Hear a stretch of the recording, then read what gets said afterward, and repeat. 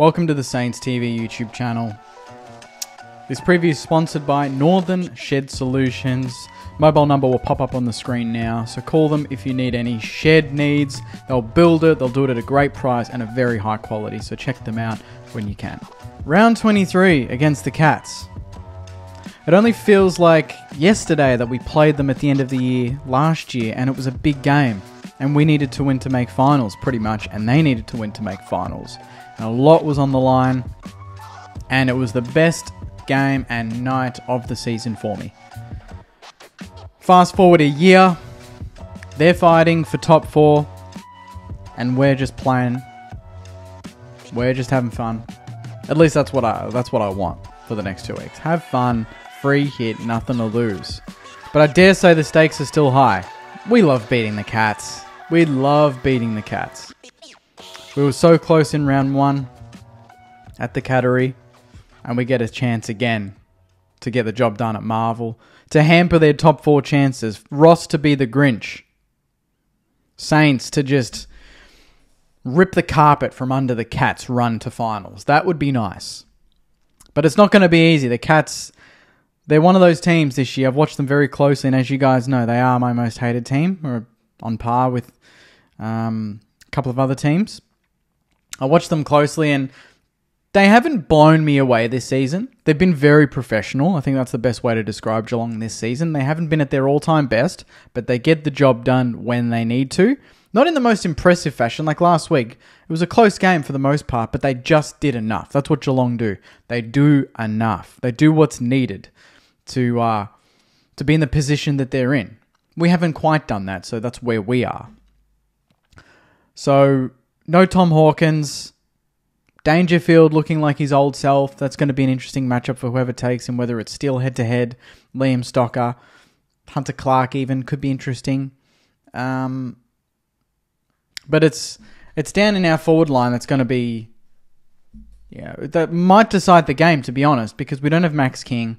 And generally, we've had Max King against Geelong, and that means Sharman is usually sort of the defensive forward on Tom Stewart, who's been in outrageously good form, as he always is, to be honest. So now that Sharman, Caminiti, Membry, and Owens are kind of carrying that sort of workload in the forward half as the number 1, 2, 3, 4 talls, that's going to offer a bit of a different sort of angle for Tom Stewart. So who does he go to? And if we can identify who he's not on to open up the game. So if he's on Sharman and Sharman's the decoy, we need to be looking for Caminiti, Membry, Owens. They need to be the ones moving and leading to the football. And then if Tom Stewart's trying to intercept, there's going to be other matchups.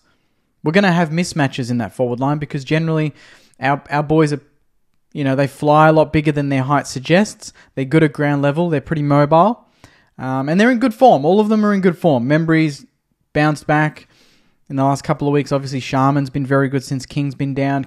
Owens is building into the season, one of his best games last season, and obviously Caminiti is a wrecking ball, and if he's not marking it, he's still crashing a pack and bringing the ball to ground for Higgins and Butler, who need to lift. They were quiet last week. So I think we've got the assets to win this game because I don't think Geelong like teams that run and carry, and as much as we probably didn't do that last week, I don't think we needed to. But you look at games where, Essendon, I feel like they're very similar to Geelong in that they kind of got this, on paper, pretty strong midfield, but on the outside, probably struggle for pace. And I think that's probably similar in this game. So it's going to be up to us to get it to the outside as quickly as possible. If it's on the inside and you can see Danger just having one of those games, it's going to be very, very difficult to win, especially with Jeremy Cameron up forward and staying a bit deeper. He's not roaming as much because there's no Tom Hawkins, so he doesn't need to get up the ground. He is the number 1 target. He's the number 1 goal kicker with Close and Stengel, who offer, a lot of... They're sort of the pacey players in the front half, and that's why I'm still not sure about whether we bring in Jimmy Webster, who was the sub last week, because I feel like he'd be a good matchup for a Stengel. Does someone like Stocker go to a Close? I'm not too sure because they're both too speedy for Stocker. I think Webster's a good matchup for either, but it's just the other one. Whoever Webster's not on, who goes to them? So McLennan, that's risky. McLennan on Close or McLennan on Stengel for a youngster. That's a big mismatch, I think, and could be exploited by Geelong. But where they're not going to be able to exploit us is the ruck, because Rowan Marshall's been in amazing form, and around the ground as another midfielder, and then pressing forward. So again, I didn't mention that, but with Tom Stewart, with Rowe roaming deep, that's going to offer another difficult matchup.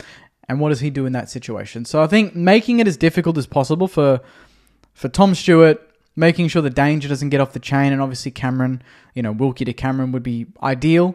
I don't think Howard... I mean, Wilkie's gone to Cameron before and done a good job, so it wouldn't surprise me if that happens. Battle can go to whoever's roaming, and then Dews just goes to the big gorilla, whether it's their resting ruck or whoever. Is it Conway? Someone like that. That could work. So, matchup-wise, I don't think it's too difficult of a game. I think we've played we've played other games where I'm thinking, geez, this is going to be hard. But I think generally, like the last 3 or 4 times we've played Geelong, it's been pretty close. It's been pretty competitive. There was a game a couple of years ago where King kicked 1-5 and we could have won that. Last year, we obviously beat them. Round 1 was very close at the Cattery as well, where we weren't obviously at our best.